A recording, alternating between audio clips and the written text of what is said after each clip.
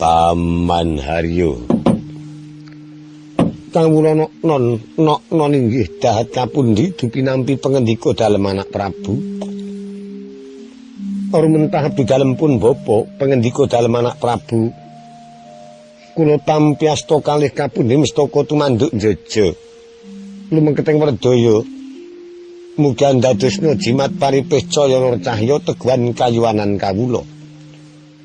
Kula non kajawi ingkang menika abdi dalem pun bapa nyaosaken sungkeming pangabekti konjuka sandhaping pepodo anak Prabu ndadosaken bombong raos sing manah putra Pekeniro. Pekeniro dipun prayoga nulenggah paman. Kawula non inggih dhateng sendika anak Prabu.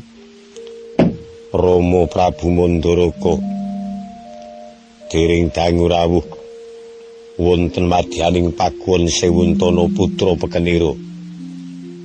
Caos pambagya Panakrami tuwin pangabekti kula konjuka sahandhaping pepodo Kanjeng Rama Mandaraka.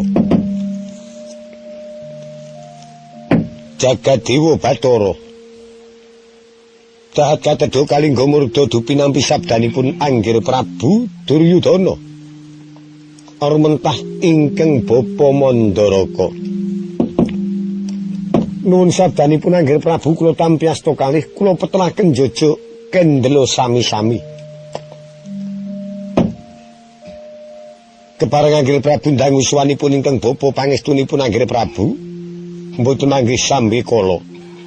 Puja pangestawanipun ingkang Bapa sayogi katur wonten ngersanipun Anggir Prabu Duryudana.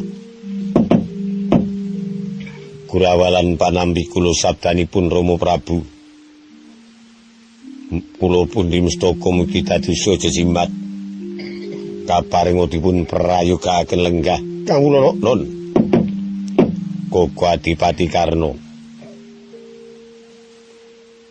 Raharja rawuhipun Koko Adipati Jagadewa Bathara.